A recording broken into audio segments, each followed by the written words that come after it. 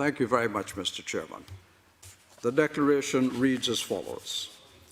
Recalling the obligation of all states under Article 2 of the United Nations Charter to refrain in their international relations from the threat or use of force against the territorial integrity or political independence of any state or in any other manner inconsistent with the purposes of the United Nations, and to settle their international disputes by peaceful means, reaffirming the Charter of the Organization of American States, in particular Article 1, by which OAS member states are committed to, quote, achieve an order of peace and justice, to promote their solidarity, to strengthen their collaboration, and to defend their sovereignty, their territorial integrity, and their independence, end of quote.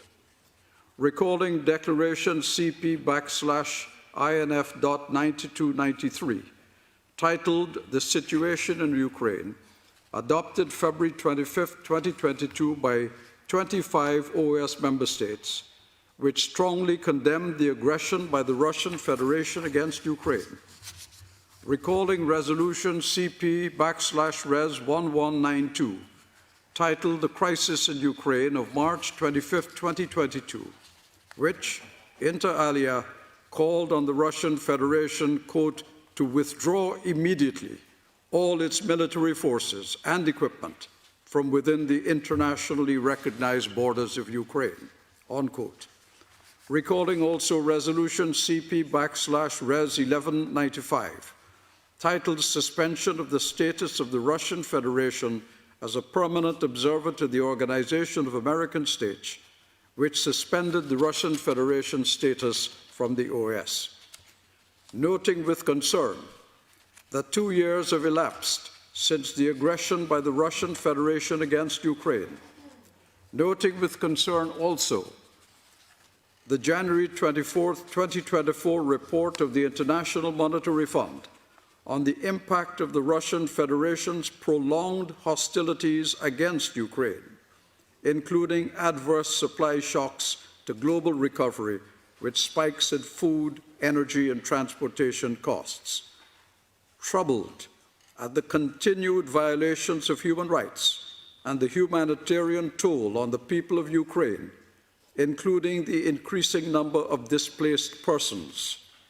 Recalling that the United Nations High Commissioner for Refugees declared on January 27, 2023, that the Russian Federation is violating the fundamental principles of child protection, stating that giving them Russian nationality or having them adopted goes against the fundamental principles of child protection in war.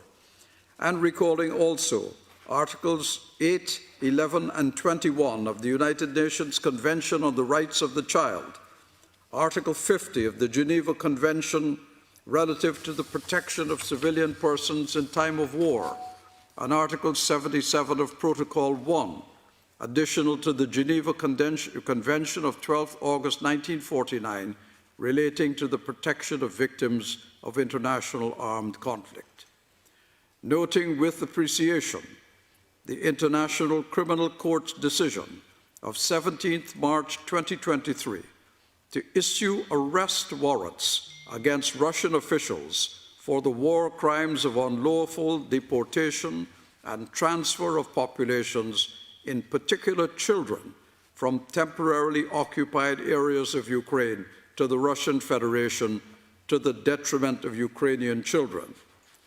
And taking note of the recently launched International Coalition for the Return of Children, which will coordinate joint efforts and cooperation between Ukraine and partner states to address the issue of the unlawful deportation and forced transfer of Ukrainian children, declare their, 1, renewed condemnation of the aggression by the Russian Federation against Ukraine, 2, conviction that the continued Russian aggression against Ukraine represents a gross and ongoing violation of international law and is a tragedy of human suffering. 3, grave concern at the ongoing systematic violations of human rights and international humanitarian law perpetrated in Ukraine by the Russian Federation, in particular children's rights. 4, support for all international efforts to reunite Ukrainian children with their families. 5, renewed recall for the immediate cessation of the Russian Federation's aggression against Ukraine and a peaceful resolution to the conflict, including through strengthened international diplomatic efforts in accordance with international law. Thank you very much, Mr. Chairman.